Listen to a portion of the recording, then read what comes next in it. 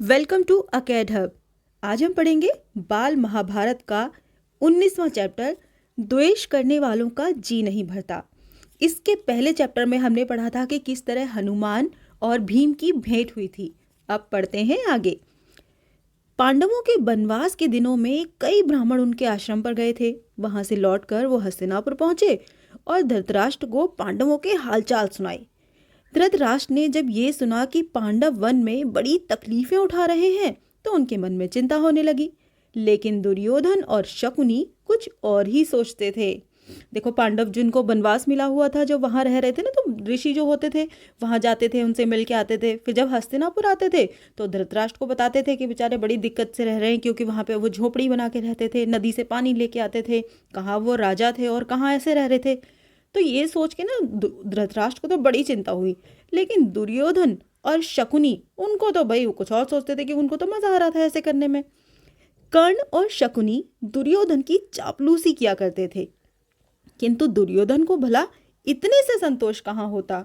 वो कर्ण से कहता, कर्ण, मैं तो चाहता हूं कि पांडवों को मुसीबतों में पड़े हुए अपनी आंखों से देखूं। इसीलिए तुम और मामा शकुनी कुछ ऐसा उपाय करो कि वन में जाकर पांडवों को देखने को पिताजी से अनुमति मिल जाए। मतलब उसको इतने पे संतोष नहीं था कि चलो ठीक है वो वन में रह रहे हैं, उसको क्या था, उसको अपनी आंखों से देखना था ताकि उसको खुशी हो सके। लेकिन अब एक बहाना चाहिए था ना जंगल में जाने का। तो उसने कर्ण से कहा कि कुछ ऐसा आइडिया सोचो कि हम जाएं और हमें धृतराष्ट्र से अनुमति मिल जाए कि हम जंगल में जा सकें। कर्ण बोला, द्वैत वन में कुछ बस्तियां हैं जो हमारे अधीन हैं। हर साल उन बस्तियों में जाकर चौपायों की गणना करना राजकुमारों का ही काम होता है। बहुत समय से ये प्रथा चली आ रही है, इसलिए उस बहाने हम पिताजी की अनुमति आसानी से प्राप्त कर सकते हैं। अब उन्होंने क्या आइडिया निकाला, द्वैतवन जो एक जगह का नाम था ना, जहाँ उनका जिसके पास ही वो आश्रम बना के रहते थे, उन्होंने कहा वहाँ कुछ बस्तियां हैं जो हमारे अधीन है, मतलब हमारे राज्य के अंडर में ही आती हैं। हर साल उन बस्तियों में जाकर चौपायों की गणना करना। चौपाए मतलब जिनके 4 पैर होते हैं ना, जानवर जैसे गाय भैंस, इन सब की गणना मतलब काउंटिंग करना। इनको करना जो ना राजकुमारों का काम है। तो वो राजकुमार थे, दुर्योधन राजकुमार था। तो उसने कहा कि बहुत समय से प्रथा चली आ रही है, लंबे टाइम से, तो हम उस बहाने ये अनुमति ले सकते हैं कि हम वहाँ जा रहे हैं चौपायों की गणना करने, और ये बहुत आसानी से वो मान भी जाएंगे। कर्ण अपनी बात पूरी तरह से कह भी ना पाया था कि दुर्योधन और शकुनी मारे खुशी के उछल पड़े कि भाई इतना अच्छा आइडिया है, अब तो कोई मना कर ही नहीं सकता। राजकुमारों ने भी धृतराष्ट्र से आग्रहपूर्वक प्रार्थना की कि वो इसकी अनुमति दे दे, किंतु धृतराष्ट्र न माने। उन्होंने मना कर दिया। दुर्योधन ने विश्वास दिलाया कि पांडव जहां होंगे वहां वो सब नहीं जाएंगे, बड़ी सावधानी से काम लेंगे। अब धृतराष्ट्र को पता था कि उनका बेटा कैसा है, इसीलिए वो जाने से मना कर रहे थे कि नहीं, तुम वहां नहीं जाओगे वरना तुम उनको देखने जाओगे। पर दुर्योधन ने कहा कि ठीक है, हम जहां पांडव होंगे हम वहां नहीं जाएंगे, बड़ी सावधानी से काम लेंगे। तो विवश होकर धृतराष्ट्र ने अनुमति दे दी। तो उन्होंने परमिशन दे दी कि ठीक है जाओ। एक बड़ी सेना को साथ लेकर कौरव द्वैतवन के लिए रवाना हुए। कौरव किसे बोलते थे, जो दुर्योधन जो 100 भाई थे वो कौरव कहलाते थे। अब वो द्वैतवन के लिए चल दिए। दुर्योधन और कर्ण फूले नहीं समाते थे, मतलब उनको इतनी खुशी हो रही थी कि पूछो ही मत। उन्होंने पहुंचने पर अपने डेरे ऐसे स्थान पर लगाए जहां से पांडवों का आश्रम 4 कोस की दूरी पर ही था, बहुत पास में उनके। गंधर्वराज चित्रसेन ने भी अपने परिवार के साथ उसी जलाशय के तट पर डेरा डाले हुए थे।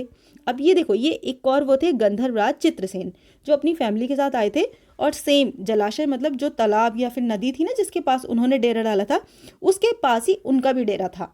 अब दुर्योधन के अनुचर जलाशय के पास गए और किनारे पर तंबू गाड़ने लगे। अब दुर्योधन ने सोचा था हमें ये रहना है, तो वो अपने तंबू जो थे ना वो टेंट वेंट लगाने लगे। इस पर गंधर्वराज के नौकर बहुत बिगड़े, क्योंकि वो ऑलरेडी वहां पे रह रहे थे। तो दुर्योधन के अनुचरों को उन्होंने खूब खबर ली, मतलब मारपीट के भगा दिया उनको। वो कुछ न कर सके और अपने प्राण लेकर भाग खड़े हुए। दुर्योधन को जब इस बात का पता चला तो उसके क्रोध की सीमा न रही। देखो, वो तो वैसे ही प्राउडी था, तो उसको तो अपनी बेइज्जती कैसे बर्दाश्त होती। वो अपनी सेना लेकर तालाब की ओर बढ़ा। वहां पहुंचना था कि गंधर्वों और कौरवों की सेनाएं आपस में भिड़ गईं। अब वहां पे हो गया युद्ध। यहाँ तक कि कर्ण जैसे महारथियों के भी रथ और अस्त्र चूर चूर हो गए और वो उल्टे पांव भाग खड़े हुए। अकेला दुर्योधन लड़ाई के मैदान में अंत तक डटा रहा। गंधर्वराज चित्रसेन ने उसे पकड़ लिया। अब देखो, जब वहां पर उन्होंने टेंट लगाने से मना कर दिया तो दुर्योधन को गुस्सा आ गया और वो अपनी सेना लेके वहां पे लड़ने पहुंच गया। दोनों की सेनाओं में लड़ाई हुई तो गंधर्वराज जो थे वो इतने अच्छा लड़े, उनकी सेना इतना अच्छा लड़ी कि भाई वो कर्ण थे, शकुनी थे, उनके जितने थे ना सब भाग गए। लास्ट में बचा कौन? सिर्फ दुर्योधन, और उसको गंधर्वराज ने पकड़ लिया। फिर रस्सी से बांधकर उसको अपने रथ पर बैठा लिया और शंख बजाकर विजय घोष की। जब युधिष्ठिर ने सुना कि दुर्योधन और उसके साथी अपमानित हुए हैं तो उसने गंभीर स्वर में कहा, भाई भीमसेन, ये हमारे ही कुटुंबी हैं, तुम अभी जाओ और किसी तरह अपने बंधुओं को गंधर्वों के बंधन से छुड़ा लाओ। अब दुर्योधन को पकड़ के उसने क्या किया, अपने जो वो था ना रथ, उस पे बांध दिया आगे और बस घुमाने लगे दिखाने के लिए कि देखो ये हार गए और हम जीत गए, और खूब शंख बजाने लगे। तो जब उनको पता चला, क्या कहते हैं उनको, युधिष्ठिर को, तो उन्होंने समझाया भीम को कि देखो वो हैं तो हमारे खानदान वाले, हमारा भाई है, तो तुम एक काम करो, जाओ और उसको छुड़ा के लाओ, क्योंकि अगर उनकी बेइज्जती तो हमारे खानदान की तो है ही। युधिष्ठिर के आग्रह पर भीम और अर्जुन ने कौरवों की बिखरी हुई सेना को इकट्ठा किया। अब जब उन्होंने कहा तो चल दिए अर्जुन और भीम, और जो सेना भाग गए थे ना सैनिक, उन सबको दोबारा से इकट्ठा किया और फिर वो गंधर्वों पे टूट पड़े। उन्होंने दोबारा से युद्ध शुरू कर दिया। अंततः गंधर्वराज ने कौरवों को बंधन मुक्त कर दिया। इस प्रकार अपमानित होकर कौरव हस्तिनापुर लौट गए। मतलब गए तो वो ये देखने की वो कितनी बुरी तरह रह रहे, पर पासा तो उनका उल्टा ही पड़ गया और वो अपनी और बेइज्जती करा के आ गया। पांडवों के वनवास के समय दुर्योधन की तो इच्छा राजसूय यज्ञ करने की थी, किंतु पंडितों ने कहा कि धृतराष्ट्र और युधिष्ठिर के रहते हुए उसे राजसूय यज्ञ करने का अधिकार नहीं है। तब ब्राह्मणों की सलाह मानकर दुर्योधन ने वैष्णव नामक यज्ञ करके ही संतोष कर लिया। राजसूय यज्ञ वो करता है ना जो सबसे बड़ा राजा होता है पूरे पृथ्वी पे। तो लेकिन धृतराष्ट्र उनके पापा राजा थे और युधिष्ठिर उनके बड़े भाई थे, तो उन्होंने मना कर दिया कि आपको कोई अधिकार नहीं, क्योंकि इस समय आप राजा के उस पर नहीं हो। तो उसने क्या किया, एक छोटा सा वो कर लिया, एक वैष्णव नामक यज्ञ करके ही संतोष कर लिया। इसी समय की बात है, जब उन्होंने वो यज्ञ किया था ना तो बहुत सारे वो भी आए थे ऋषि, तो उसमें महर्षि दुर्वासा भी आए थे। अपने 10,000 शिष्यों को लेकर दुर्योधन के राजभवन में पधारे। दुर्योधन के सत्कार से ऋषि बड़े प्रसन्न हुए और कहा, वत्स, कोई वर चाहो तो मांग लो। मतलब उन्होंने इतने अच्छे से सेवा करी कि उन्होंने उससे कहा कि अगर तुम्हें कोई भी वरदान चाहिए तो तुम मुझसे मांग सकते हो। दुर्योधन बोला, मुनिवर, प्रार्थना यही है कि जैसे आपने शिष्यों समेत अतिथि बनकर मुझे अनुग्रहित किया है, वैसे ही वन में मेरे भाई पांडवों के यहाँ जाकर उनका भी सत्कार स्वीकार करें, और फिर एक छोटी सी बात मेरे लिए करने की कृपा करें।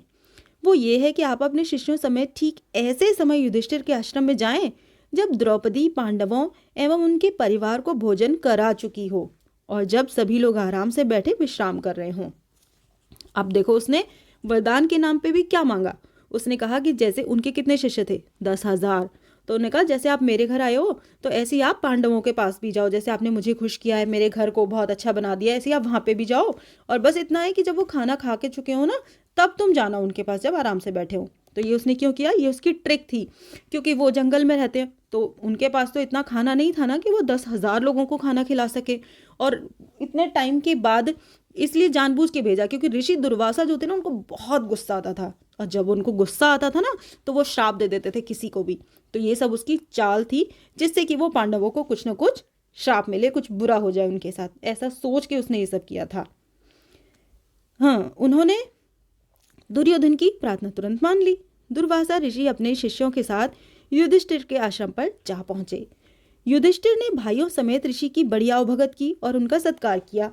कुछ देर बाद मुनि ने कहा, अच्छा, हम सब अभी स्नान करके आते हैं, तब तक भोजन तैयार रखना। ये कह के दुर्वासा शिष्यों समेत नदी पर स्नान करने चले गए।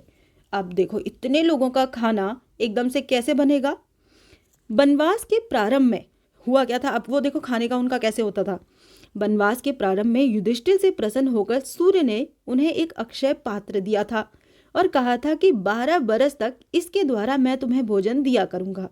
इसकी विशेषता यह है कि द्रौपदी हर रोज चाहे जितने लोगों को इस पात्र में से भोजन खिला सकती है, परंतु सबके भोजन कर लेने पर जब द्रौपदी स्वयं भी उसमें भोजन कर चुकेगी तब इस बर्तन की ये शक्ति अगले दिन तक के लिए लुप्त हो जाएगी। उनके पास एक ऐसा मैजिकल पॉट था जिसकी क्या पावर थी कि उसमें चाहे जितने लोगों को वो खाना खिला सकती थी। लेकिन जब लास्ट में द्रौपदी खाना खा लेगी तो बस वो एंड होगा, फिर वो नेक्स्ट डे ही उसमें खाना आएगा, जो मैजिक होगा ना, जो पावर है वो नेक्स्ट डे आएगी। ये था, तो ये बात उसको पता थी दुर्योधन को, इसीलिए उसने कहा था कि जब वो आराम कर रहे हो ना, खाना खा चुके हो, तब जाना। जिस समय दुर्वासा ऋषि आए उस समय सभी को खिला पिलाकर द्रौपदी भी भोजन कर चुकी थी, इसीलिए सूर्य का अक्षय पात्र उस दिन के लिए खाली हो चुका था। अब भाई क्या हो गया, अब तो चिंता होगी ना सबको कि अब खाना कैसे आएगा। द्रौपदी बड़ी चिंतित हो उठी और कोई सहारा न पाकर उसने परमात्मा की शरण ली। इतने में श्री कृष्ण कहीं से आ गए और सीधे आश्रम के रसोई घर में जाकर द्रौपदी के सामने खड़े हो गए। बोले, बहन कृष्णा, बड़ी भूख लगी है, कुछ खाने को दे दो। द्रौपदी तो और भी दुविधा में पड़ गई।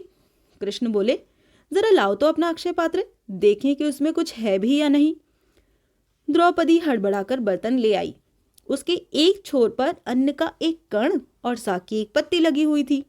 श्री कृष्ण ने उसे लेकर मुंह में डालते हुए मन ही मन में कहा, ये भोजन हो, इससे उनकी भूख मिट जाए।